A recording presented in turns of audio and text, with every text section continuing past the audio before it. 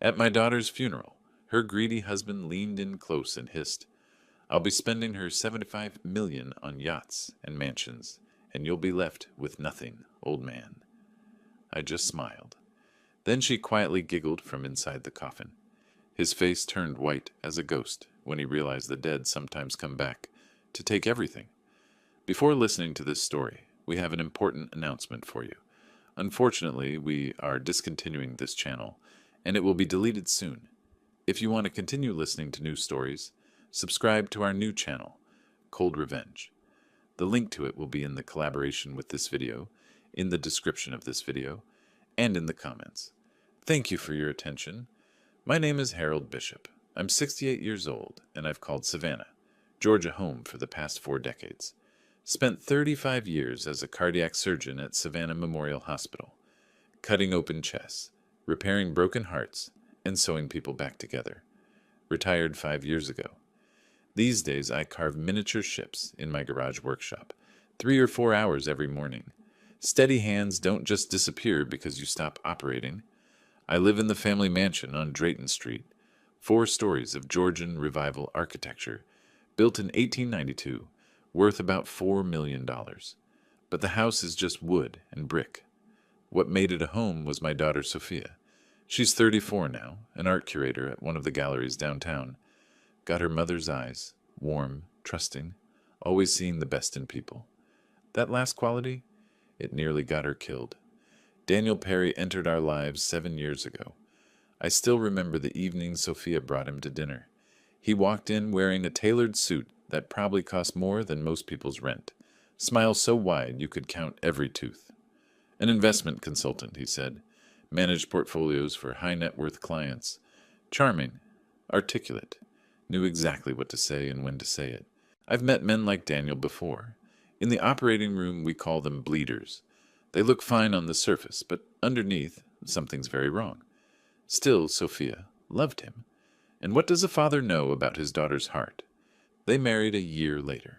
Grand ceremony. 300 guests. I paid for everything. $240,000 to be exact. Daniel's wealthy clients somehow couldn't make it. The first 2 years seemed fine.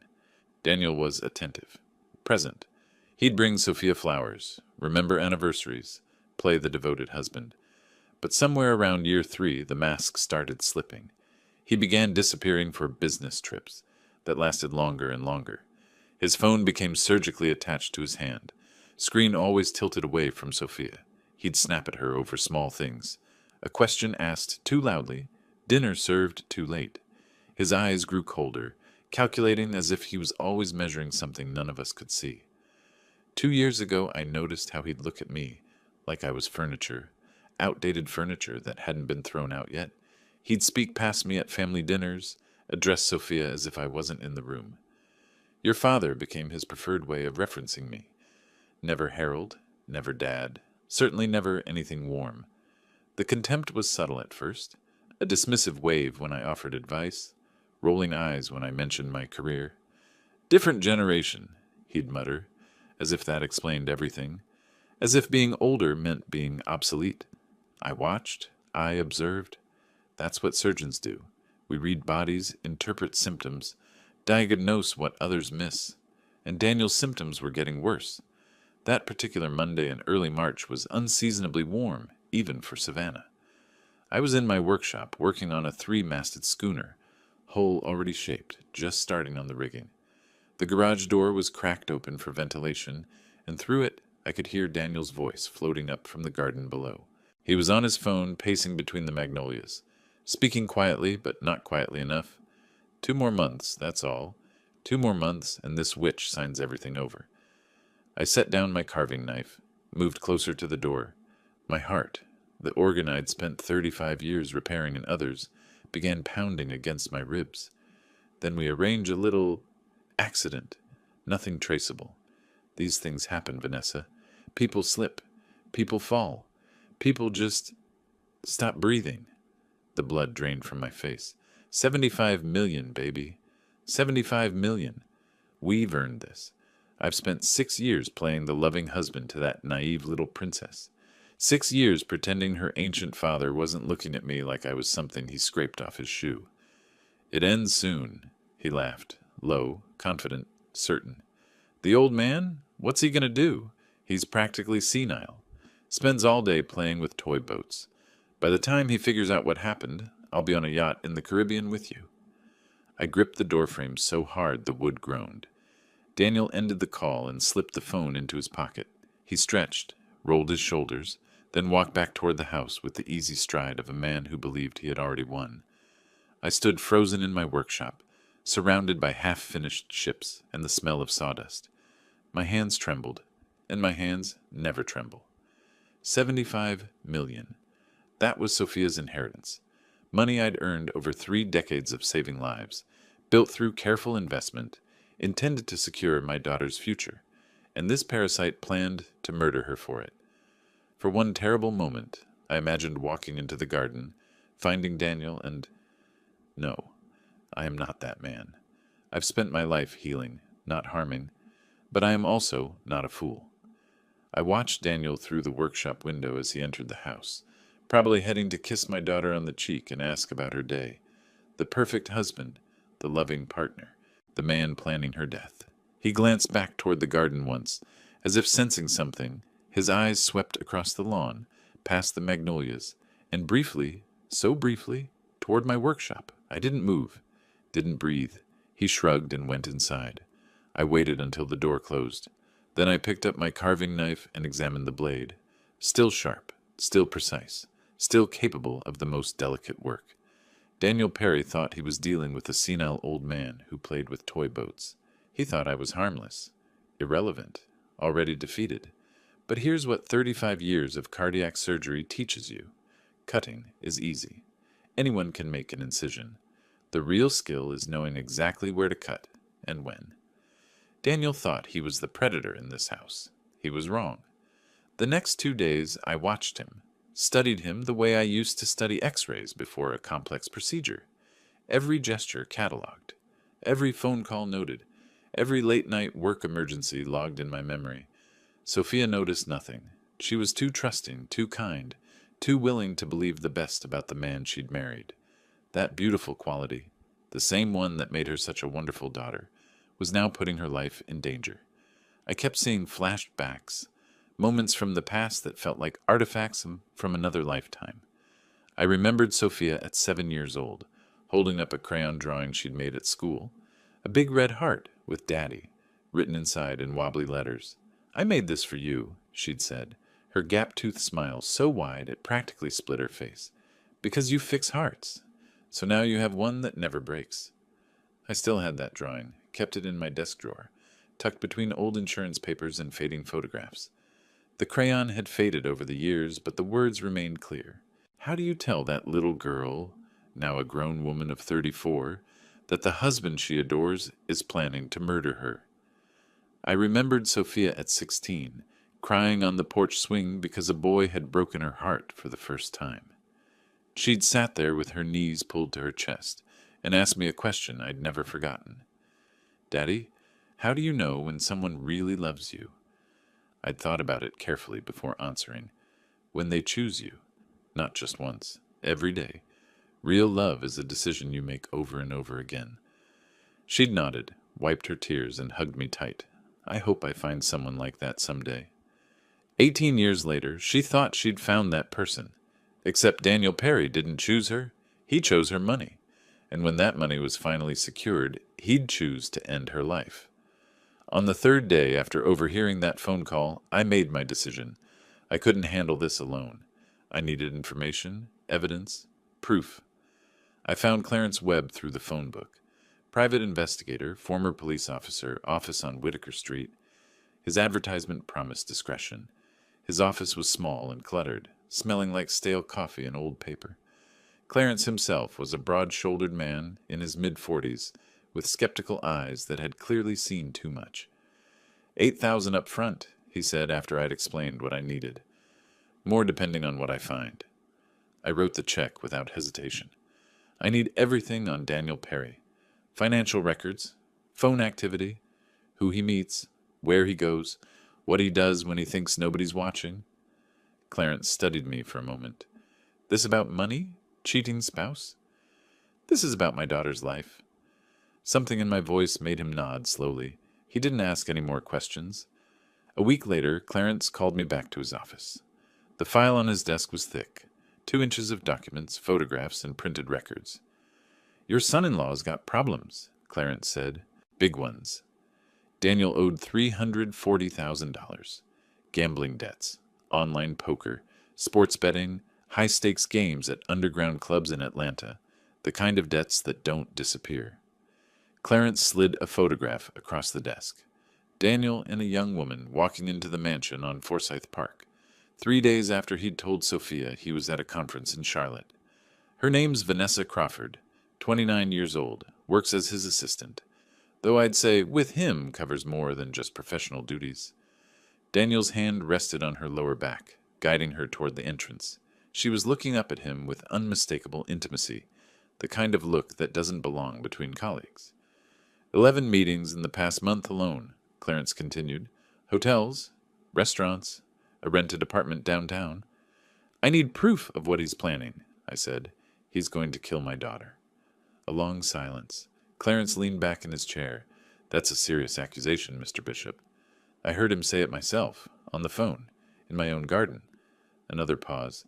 Then Clarence nodded. I'll dig deeper. Now came the hardest part. I found Sophia in the garden that evening, watering the rose bushes. The sunset painted everything in shades of gold and amber. Sophia, we need to talk. She set down the watering can immediately. Dad, what's wrong? It's about Daniel. And I told her everything. The phone call, the investigation, the gambling debts, the affair. At first she didn't believe me. She defended him, made excuses, insisted there must be some misunderstanding. The tears came, hot and angry. Then I showed her the photographs. Something shattered behind her eyes. I watched it happen. The exact moment when love collided with truth, and truth won. She sank onto the garden bench. This can't be real, she whispered. I'm sorry, sweetheart. The next day, while Daniel was at another meeting, Sophia went through his phone. She found the messages, the planning, casual discussions of her death. Just a little more patience, darling. Soon we'll be free. That evening I found Sophia in my study, eyes red but dry. The phone lay on the desk between us. What are we going to do? She asked. Her voice was steady now, stronger than I'd expected. I sat down and folded my hands. The surgeon in me took over, calm, methodical. We are going to give him exactly what he wants. Sophia frowned. What do you mean? Daniel wants you dead. So we're going to arrange a funeral. Your funeral. We'll let him believe he's won. And then, a thin smile crossed my face, the kind I used to wear before a challenging operation. And then we watch him destroy himself. Sophia stared at me for a long moment. Then slowly, she nodded. When do we start? The following morning, I sat in my workshop with a cup of coffee going cold beside me. The half-finished schooner waited on my workbench, but I couldn't bring myself to touch it. My mind was too busy designing a different kind of vessel, one that would sink Daniel Perry's entire world. A simple divorce wouldn't work. I'd learned that from Clarence's research. Daniel had been clever. The prenuptial agreement Sophia had signed, the one that protected her assets, had mysteriously vanished from our family lawyer's files. Misplaced, Daniel had suggested when Sophia asked about it a year ago. These things happen. Convenient how these things always seem to happen in Daniel's favor. Without that prenup, a divorce meant splitting everything. $75 million divided down the middle. Daniel would walk away with $37.5 million for his trouble.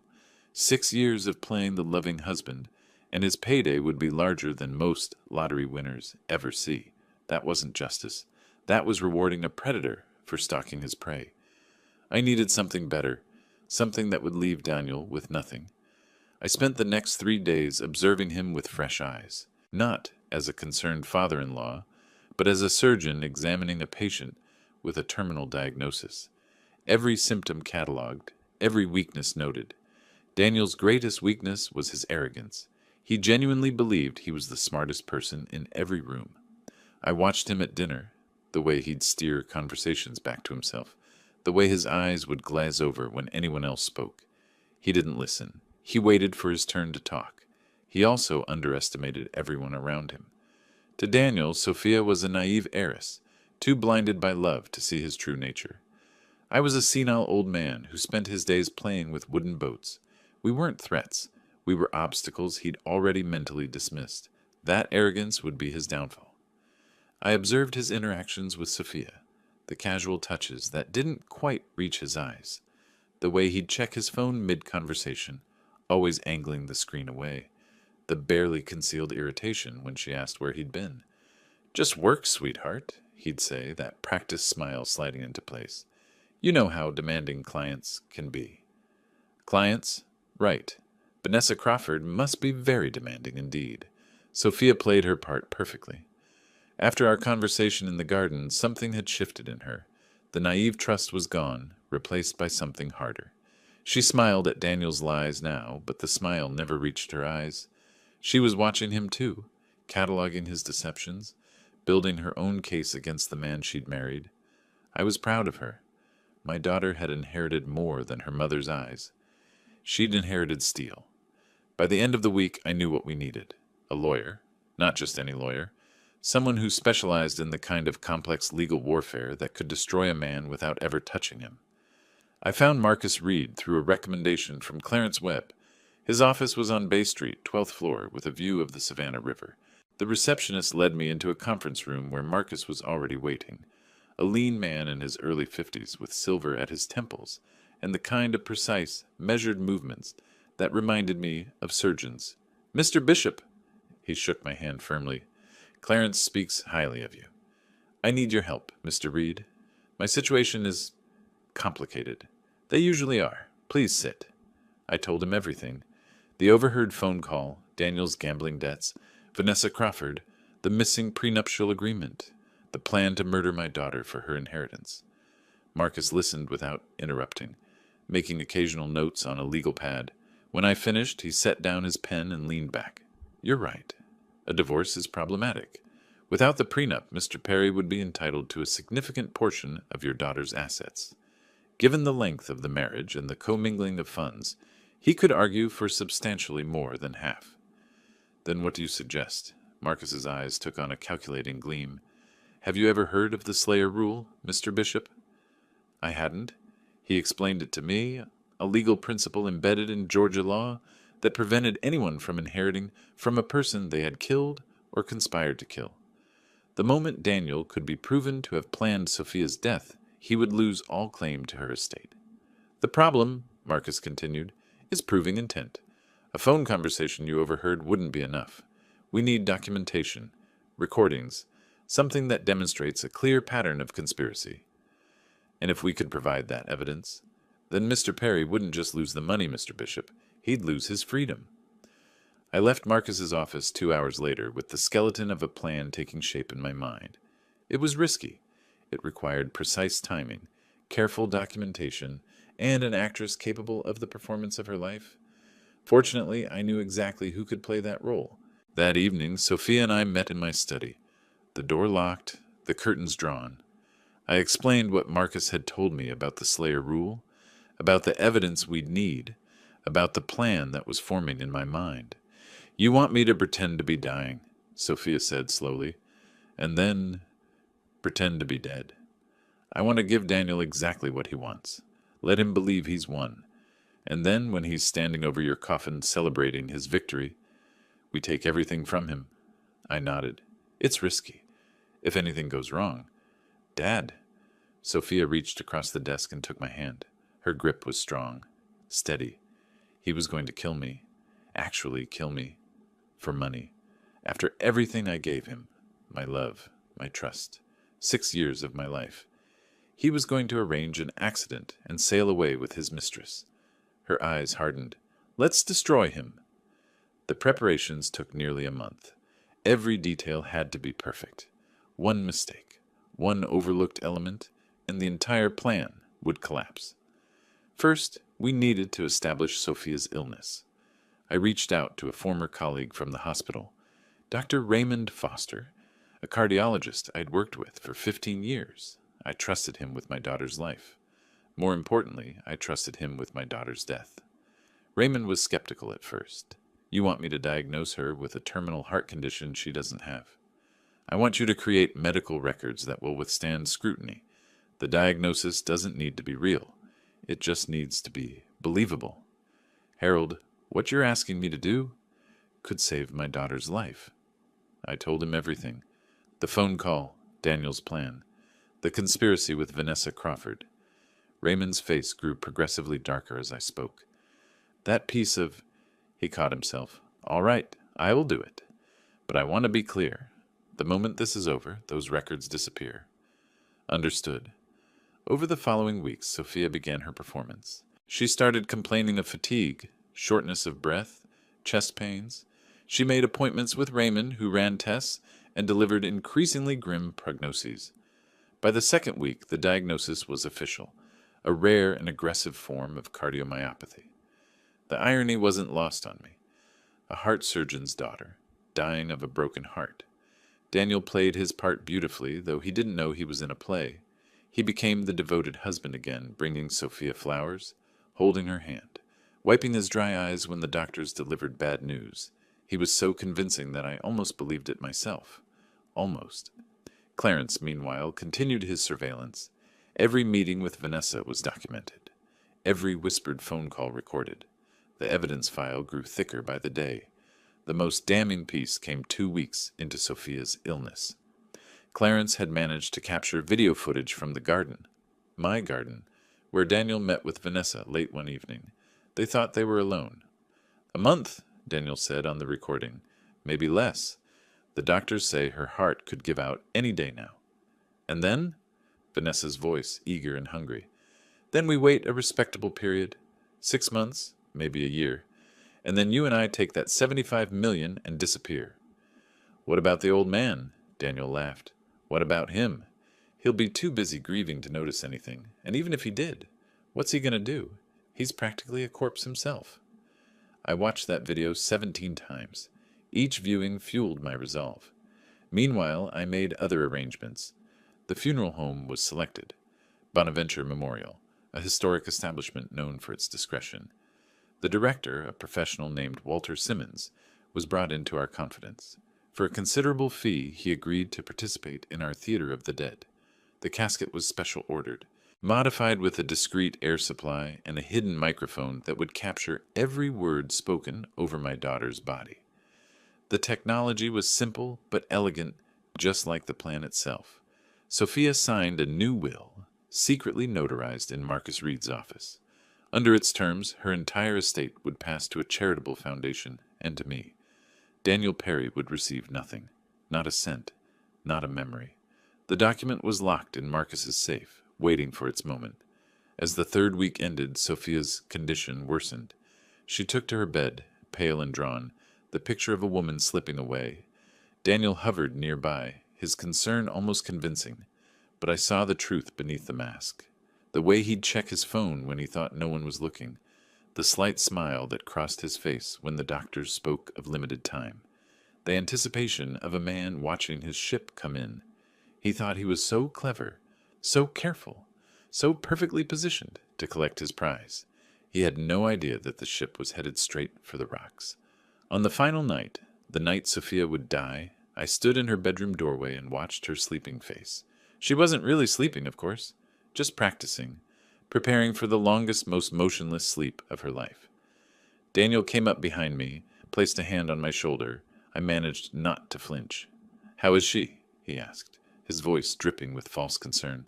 "The doctors don't think she'll make it through the week." He squeezed my shoulder. "I'm so sorry, Harold. I know this must be hard for you." Hard. Yes. Watching a serpent slither around my home, plotting my daughter's murder, had been rather hard indeed. "She's strong," I said, "like her mother was." "She is." Daniel's hand dropped away. "Well, I should let you rest. Big day tomorrow. Big day." The words hung in the air after he left. He had no idea how big. At exactly 3:47 the next morning, Sophia Bishop Perry was pronounced dead by Dr. Raymond Foster. The death certificate was signed. The funeral home was called. Daniel stood beside me as they wheeled her away. His face was arranged in grief, the devoted husband watching his wife slip away. But his eyes told a different story. Relief. Pure, undisguised, unmistakable relief. I saw it in the way his shoulders relaxed, in the slight loosening of his jaw, in the almost imperceptible nod he gave himself, as if checking off an item on a to-do list. The predator thought his hunt was finally over. $75 million waiting to be claimed. He had no idea it had just begun. As the funeral home attendants carried Sophia away, Daniel turned to me with practiced sympathy. "Is there anything I can do, Harold?" I looked at this creature who had plotted to murder my daughter. "Just be there for the funeral. That's all I ask." Daniel nodded solemnly. "I wouldn't miss it for the world."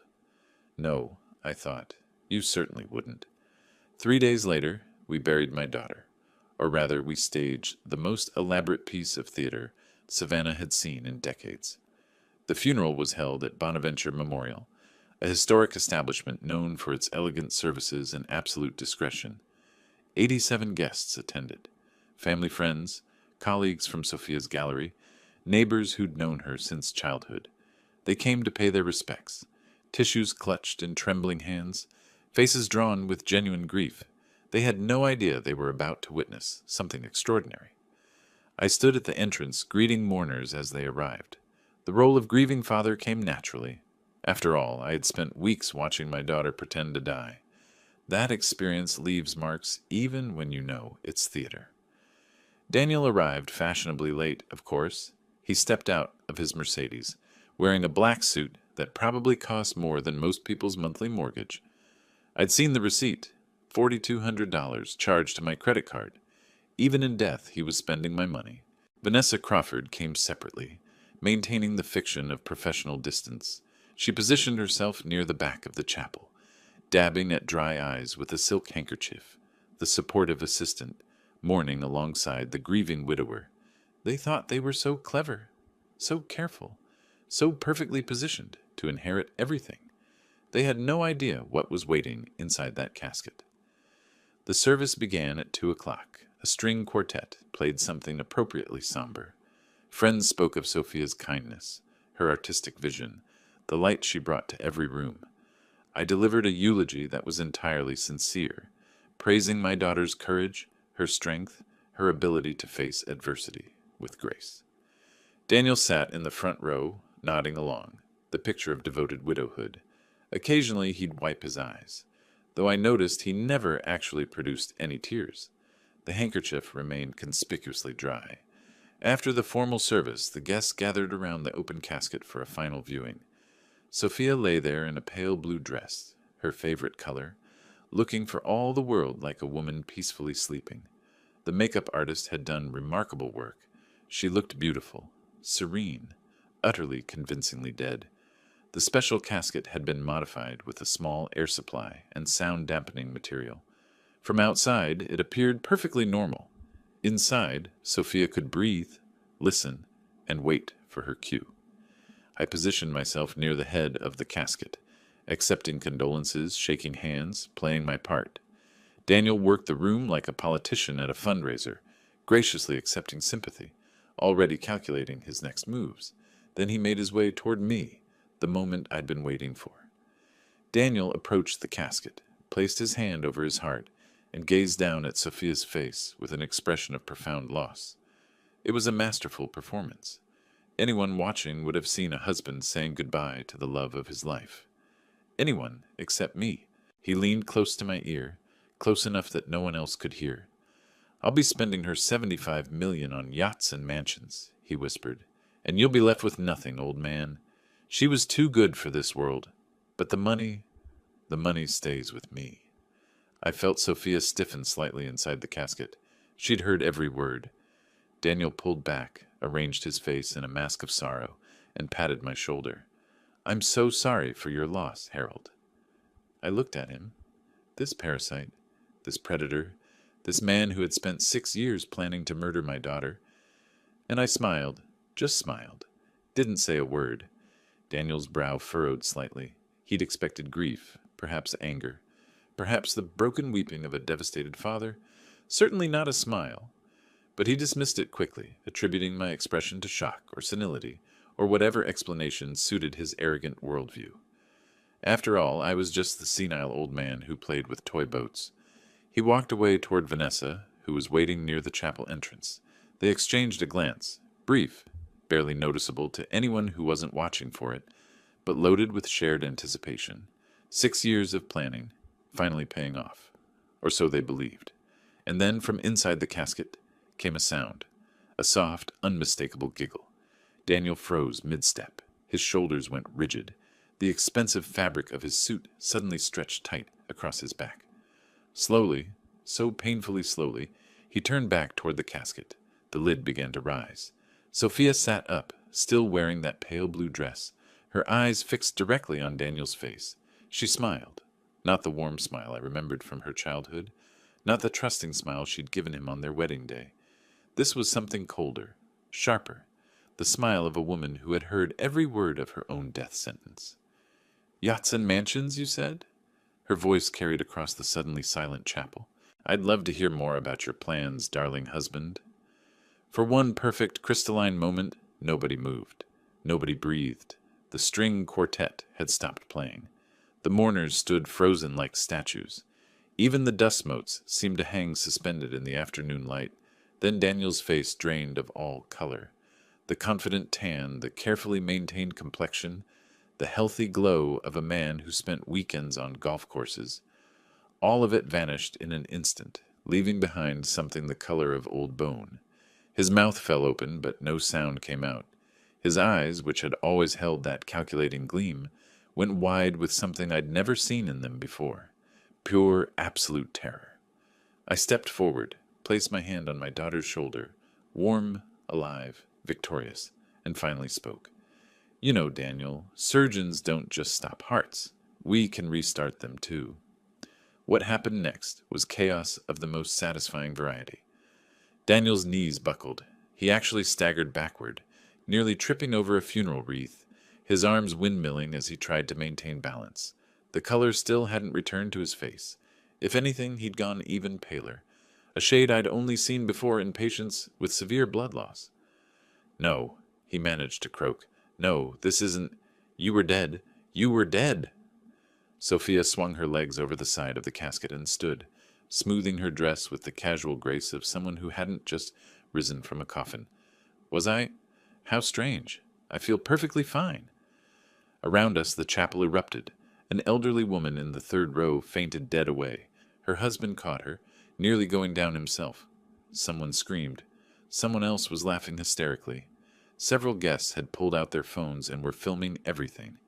Daniel's fight-or-flight instinct finally kicked in, and he chose flight. He bolted for the exit, shoving past mourners, his expensive shoes slipping on the polished floor. He'd almost reached the door when two large men stepped into his path. Private security, hired specifically for this moment. Former colleagues of Clarence Webb, built like defensive linemen. "Going somewhere, Mr. Perry?" the larger one asked pleasantly. Daniel tried to push past them. It was like trying to push past a brick wall. They simply stood there, arms crossed, blocking his escape. "You can't do this." Daniel's voice had gone shrill. This is assault. False imprisonment. I'll sue every single one of you." "I don't think you will," I said, walking toward him. Sophia followed, each step measured and deliberate. The crowd parted before us like a living sea. Meanwhile, Vanessa Crawford had made her own critical error. "This is some kind of trick," she screamed from across the room. "She was dead. I saw the death certificate. This is fraud." Every head in the room turned toward her. Vanessa's mouth snapped shut as she realized what she'd just done. An assistant, a mere professional colleague, wouldn't have seen any death certificate, wouldn't have been so invested in confirming Sophia's demise, wouldn't have revealed such intimate knowledge of the situation. "And how exactly would you know about the death certificate, Miss Crawford?" Sophia asked, her voice cold as ice. "I don't believe we've met." Vanessa's face went through a rapid series of expressions. Surprise, fear, desperate calculation, before settling on something approximating defiance. Daniel told me. As his assistant, I handle all his paperwork." "Interesting," I nodded to Clarence, who had been waiting near the side door. "Clarence, do you happen to have that photograph? The one from the mansion on Forsyth Park?" Clarence produced a glossy 8x10 and held it up for the room to see. Daniel and Vanessa, walking arm in arm into a luxury hotel, their body language leaving absolutely nothing to the imagination. "This kind of paperwork?" I asked mildly. What little color remained in Vanessa's face disappeared entirely. The police arrived 12 minutes later. I'd timed it. Detective Rachel Morgan, a no-nonsense woman in her 40s, took charge of the scene with practiced efficiency. She listened to my explanation with growing astonishment, reviewed the preliminary evidence Clarence provided, and made the calls that would change everything. "Mr. Perry, Miss Crawford," she announced, "you're both coming with us for questioning." "I haven't done anything wrong," Daniel's voice cracked. "This is entrapment. This old man staged his daughter's death to humiliate me." "Perhaps," Detective Morgan said evenly, "but we also have evidence suggesting you were planning to stage Mrs. Perry's actual death for considerably more permanent purposes." The remaining color drained from Daniel's face. Again, I was beginning to think he'd need a blood transfusion by the time this was over. They were escorted out in separate vehicles. Daniel tried to maintain some dignity, straightening his $4,000 suit, lifting his chin, attempting to project the image of an innocent man being wrongfully detained. But his hands were shaking so badly he couldn't even button his jacket. His fingers fumbled uselessly at the buttons, trembling like leaves in a hurricane. Vanessa went quietly, her earlier bravado completely evaporated. She kept glancing at Daniel, searching for reassurance, for some sign of their shared plan. But he refused to meet her eyes, already distancing himself, already calculating how to save his own skin, already preparing to throw her under the bus if necessary. That's the thing about people like Daniel and Vanessa. Their alliance was built on greed, not loyalty, and greed is a foundation that crumbles the moment pressure is applied. At the police station, Daniel demanded a lawyer. "Your lawyer is already here," the desk sergeant informed him with barely concealed amusement. The interrogation room door opened, and Marcus Reed walked in. Daniel's face, impossibly, went even whiter. I watched through the observation window as every remaining drop of blood seemed to drain from his features. You're supposed to be my lawyer. You worked on our prenup. Marcus settled into the chair across from him with the calm precision of a chess grandmaster about to announce checkmate. He adjusted his cufflinks, straightened his tie, took his time. "I'm afraid there's been a misunderstanding, Mr. Perry. I represent the Bishop family. I always have." He placed a thick folder on the table between them. "And I have some documents you might want to see." Daniel didn't stay in custody long. By the next morning, he'd managed to post bail, $50,000, which I later learned came from Vanessa's savings account. The irony wasn't lost on me. The woman he'd been planning to betray was now funding his freedom. But freedom is a relative term, and Daniel was about to discover just how relative. Within 48 hours, he'd hired a new attorney. Howard Price was a sleek, silver-tongued litigator who charged $500 an hour and had a reputation for turning hopeless cases into victories. I'd heard of him before, the kind of lawyer who could convince a jury that black was white if the price was right. His strategy became clear immediately. Attack. "My client is the victim here," Price announced at a hastily arranged press conference. Mr. Harold Bishop, consumed by irrational hatred for his son-in-law, orchestrated an elaborate and cruel hoax to publicly humiliate Daniel Perry. The psychological trauma inflicted upon my client is immeasurable. He went on to announce that Daniel was filing a civil suit against both Sophia and me for intentional infliction of emotional distress. The damages sought, $2 million. The media predictably went into a frenzy. "Woman rises from coffin at own funeral," screamed the headlines. The story spread across local news, then national news, then the internet. Cable news devoted entire segments to analyzing what they called the Savannah Resurrection. By the end of the week, there were memes circulating everywhere. Late-night talk show hosts made jokes about marriage and in-laws. Amateur investigators on social media were piecing together theories, some wildly inaccurate, others uncomfortably close to the truth. And Daniel played his part perfectly. He gave interviews to anyone who would listen, morning shows, evening news, podcasts, even a tabloid reporter who cornered him outside his apartment. In each one, he portrayed himself as the devoted husband, blindsided by a vengeful father-in-law who had never accepted him. He spoke of his dear departed wife, then corrected himself with a rueful, practiced smile. his apparently not so departed wife. He was charming, self-deprecating, sympathetic. The cameras loved him. "The old man never liked me," Daniel said in one particularly memorable interview, his voice catching with practiced emotion. "From the moment I started dating Sophia, he was suspicious. He thought I was after his money. But I loved his daughter. I still love her. And this cruel hoax, is how they repay 6 years of devotion."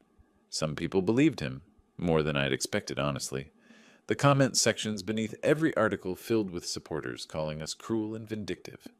Social media accounts accused us of psychological torture. A petition appeared on one of those online platforms demanding that Sophia be charged with fraud. It gathered 12,000 signatures in 3 days. Public opinion is a fickle beast, and Daniel knew exactly how to manipulate it. Sophia was shaken. She'd been prepared for battle, but not for the court of public opinion. "Dad, what if he wins?" she asked me one evening, her voice tight with worry. "What if the jury believes him?" We were sitting in my study, the place where this whole plan had been conceived. The same desk, the same chairs, the same determination. I smiled.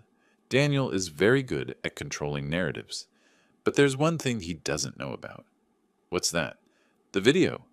Sophia frowned. "You mean the recordings Clarence made?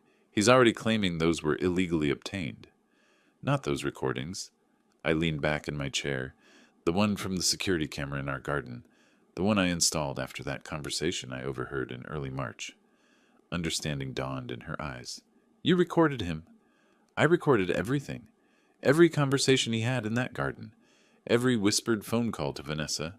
Every plan he thought was private. All of it stored on a secure drive, waiting for exactly the right moment. I'd kept that footage hidden, even from Marcus initially. Daniel thought he was fighting a battle of public perception. He thought his charm and his expensive lawyer and his rehearsed interviews would carry the day. He didn't realize that his own words, captured in high definition, time-stamped and completely unalterable, were about to become his prison bars. The summons arrived 3 days later, delivered by a process server who seemed almost apologetic. We were ordered to appear at the Chatham County Courthouse for a preliminary hearing on Daniel's civil suit. I dressed carefully that morning, my best suit, freshly pressed, my watch, a retirement gift from the hospital board, my favorite cufflinks, the ones shaped like tiny scalpels, a surgeon going into the most important operation of his life. "Ready?" Sophia asked as we left the house. I looked at her, my daughter who had survived betrayal and emerged stronger, who had trusted me enough to lie in a coffin and wait for her moment. "I've been ready for months," I said. "Let's finish this." The Chatham County Courthouse was a grand old building, all marble columns and soaring ceilings.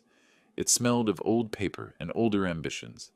Hundreds of cases had been decided within these walls, lives changed by the stroke of a judge's pen. Today would add one more to that number. The preliminary hearing was supposed to be straightforward. Daniel's attorney presenting the civil suit, our side responding, a judge deciding whether the case had merit. Simple procedure. Howard Price stood before Judge Catherine Sullivan with the confidence of a man who'd already won. "Your Honor, we are prepared to demonstrate a clear pattern of harassment and intentional emotional harm perpetrated by Harold and Sophia Bishop against my client." Marcus Reed rose from our table. "Your Honor, before opposing counsel proceeds, the defense would like to introduce new evidence relevant to this proceeding." Price's eyebrow twitched, just slightly. "We've received no discovery disclosure of new evidence. This evidence was gathered subsequent to the initial filing and pertains directly to the plaintiffs standing in this case." Judge Sullivan leaned forward. "What is the nature of this evidence, Mr. Reed?" "Video recordings, Your Honor. Recordings that demonstrate not only the plaintiff's infidelity, but his active conspiracy to murder Mrs. Sophia Bishop Perry for her inheritance." The courtroom erupted. Price's face went red. Daniel, sitting at the plaintiff's table, suddenly looked less like a victim and more like a trapped animal. "Objection!" Price shouted. "This is clearly an attempt to derail these proceedings with inflammatory accusations." "The recordings speak for themselves, Your Honor," Marcus replied calmly. "We request permission to play them for the court." Judge Sullivan considered for a long moment. Then she nodded. I'll allow it. Mr. Reed, proceed. Marcus opened his laptop, connected it to the courtroom's display system, and pressed play. Daniel's face filled the screen. The garden of my home, our home, visible in the background. The timestamp showed a date in late February, weeks before Sophia's illness began. "A month," Daniel's recorded voice said. "Maybe less. The doctors say her heart could give out any day now." Vanessa's voice, off-screen. "And then? Then we wait a respectable period. 6 months, maybe a year. And then you and I take that 75 million and disappear." "What about the old man?" Daniel laughed on screen. "What about him? He'll be too busy grieving to notice anything. And even if he did, what's he going to do? He's practically a corpse himself." The video continued. More damning conversations. Discussion of accidents and untraceable methods. References to a yacht trip that would end with only one passenger returning. Each clip more incriminating than the last. By the time Marcus stopped the playback, the courtroom was silent. Howard Price had gone pale. Daniel looked like he might vomit, but it was what happened next that truly changed everything. "Your Honor," the prosecutor rose, a woman I hadn't seen enter, District Attorney Patricia Wells. "Based on this evidence, the state of Georgia is opening a criminal investigation into Daniel Perry for conspiracy to commit murder. We request that Mr. Perry's passport be surrendered and that he be remanded into custody, pending formal charges." "You can't do this," Daniel's voice cracked. He stood up so quickly his chair fell over. "This is a setup. That video is fake. He manufactured it." "The metadata is verified," Marcus said quietly. "The footage is authentic, and it was recorded on Mr. Bishop's own property, making its collection entirely legal under Georgia law." Daniel spun toward me, his face contorted with rage. You senile old... You planned all of this, from the beginning." I met his gaze calmly. "You're right. I did. I'll destroy you. I'll..." Two bailiffs moved forward, taking Daniel by the arms. He struggled briefly, then went limp, the fight draining out of him like water from a broken vessel. As they led him away, Vanessa, who had been sitting in the gallery, subpoenaed as a witness, tried to slip toward the exit. She didn't make it far. "Miss Crawford," the district attorney called out, "we'd like a word with you as well, about your role in this arrangement." Vanessa's composure finally shattered. "It was his idea. All of it. I just went along with what Daniel wanted." Daniel's head snapped around. "You lying? You were going to kill her and take her money. You said it would be easy." "Shut up." But Vanessa couldn't be stopped now. The words poured out of her. Confessions, accusations, details that painted an even darker picture than the videos had shown. A prosecutor's dream witness, turning on her co-conspirator in real time. I watched it all unfold with something approaching satisfaction. Two predators, destroying each other in their desperation to survive. That evening, Sophia and I sat on the porch of the mansion as the sun went down. She held a glass of wine. I held a new carving, a miniature yacht, just beginning to take shape. "Dad," she said softly, "it's really over, isn't it?" I looked at the yacht in my hands, thought about the one Daniel had dreamed of buying with her money, the one he'd never sail. "Not quite over," I said, "but the hardest part is done." The trial began on a sweltering summer morning. The Chatham County Superior Court was packed. Reporters, curious locals, people who'd followed the Savannah resurrection story from the beginning.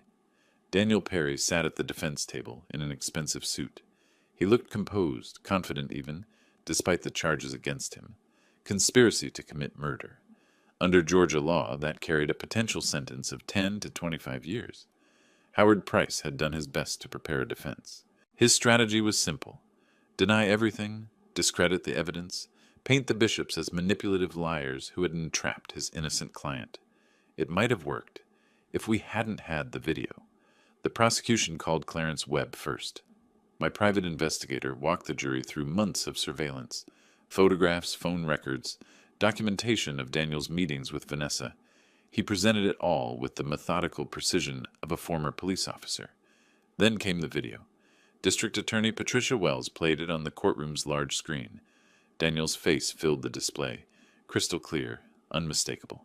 Then we arrange a little accident, nothing traceable. These things happen. People slip. People fall. People just stop breathing. I watched the jurors, 8 women, 4 men. Their expressions shifted from attention to disbelief to horror. 75 million, baby. We've earned this. When the video ended, you could have heard a pin drop. Price objected, arguing the recording was obtained illegally. Judge Catherine Sullivan was unmoved.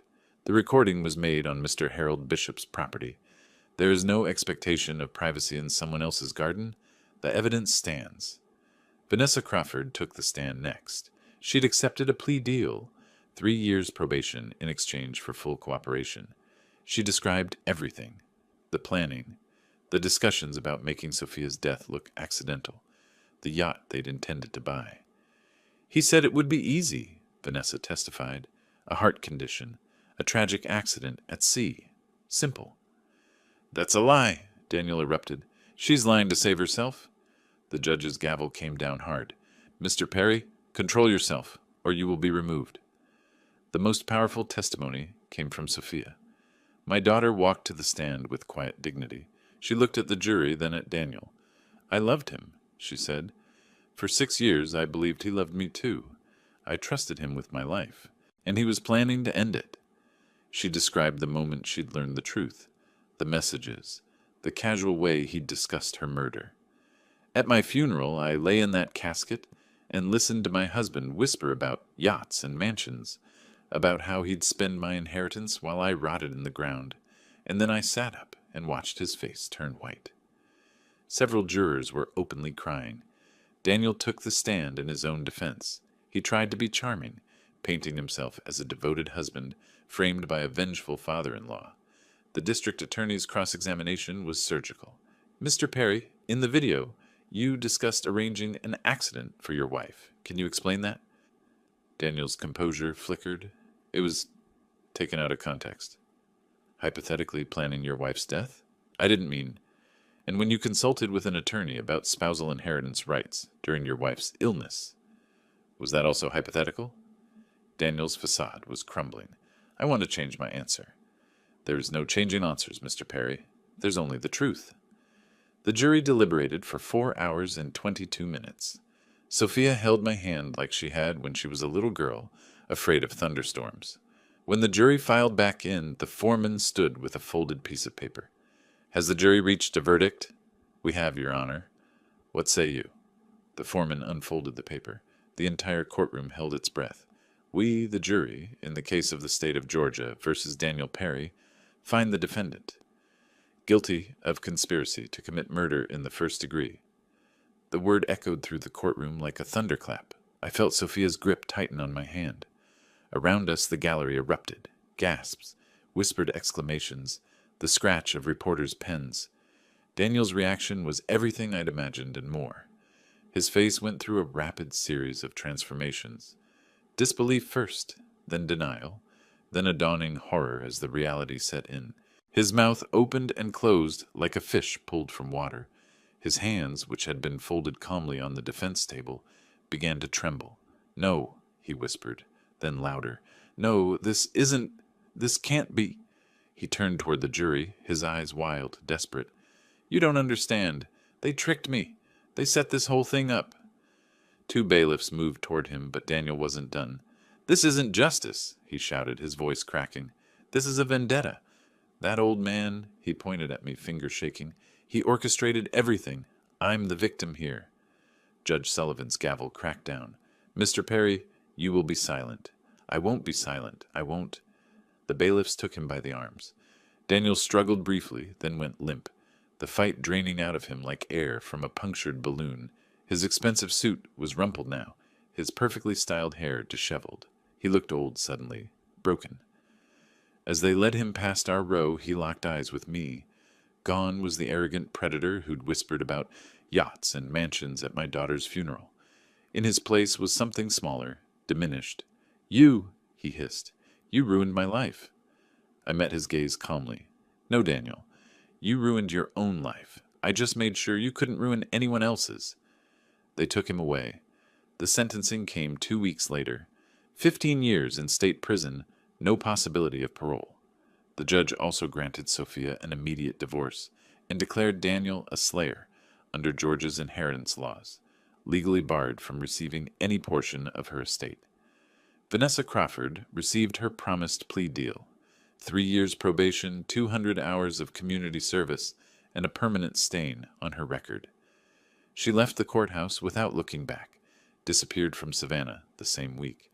I heard she'd moved somewhere up north. I didn't care enough to find out where. The media circus eventually died down. The Savannah resurrection became a story people told at dinner parties, a curiosity, a piece of local legend. A few weeks after the verdict, life began returning to something like normal. On a warm evening in late summer, Sophia and I sat on the wraparound porch of the mansion. The magnolias were in full bloom, their scent drifting through the humid air. Fireflies danced across the lawn where Daniel had once paced, planning his crimes. I was working on my latest carving, the miniature yacht I'd started months ago, now nearly complete. Every detail was precise: the tiny sails, the delicate rigging, the polished wooden hull. On the stern, I'd carved 2 words in letters so small you had to squint to read them. "Never yours." Sophia watched me work, a glass of iced tea sweating in her hand. The haunted look she'd carried for so long had finally begun to fade. She was healing.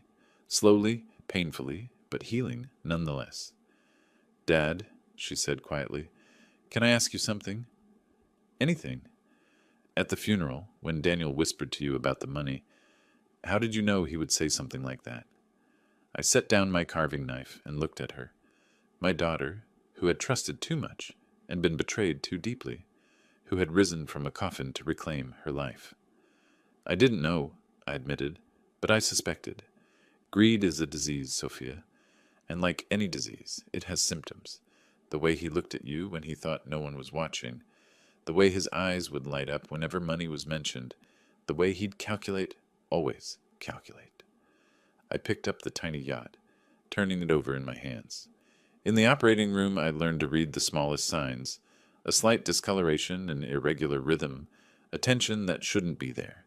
Daniel thought he was hiding his true nature. But to someone who'd spent decades reading what the body reveals, he was an open book. Sophia nodded slowly. "And the fake funeral? The whole plan?" "A risk, a calculated one. I knew Daniel would reveal himself eventually. I just gave him the perfect stage to do it." I smiled slightly. "Surgeons don't just cut, sweetheart. We create the conditions for healing. Sometimes that means removing the disease entirely." We sat in comfortable silence for a while. The fireflies continued their dance. Somewhere in the distance, a church bell chimed the hour. "What happens now?" Sophia asked. "Now?" I looked at my daughter, brave, resilient, finally free. "Now we live. You rebuild. Maybe travel, see the world. Find someone who actually deserves you. And you?" I held up the completed yacht, examined it in the fading light. Every plank, every rope, every detail exactly as I'd envisioned. "I'll keep carving my ships, keep tending the garden, keep being a father." Sophia reached over and took my hand. Her grip was warm, strong, alive. Daniel Perry had wanted my money. Instead, he got 15 years in prison to contemplate his mistakes. And me? I got my daughter back. That's worth more than $75 million. That's worth more than anything. If you like this story, subscribe to our new channel, Cold Revenge, as this one will soon cease to exist. You can find a link to the new channel in the collaboration section of this video, in the description, or in the comments. Subscribe so you don't lose us and can continue listening to interesting stories about revenge. Thank you for your attention.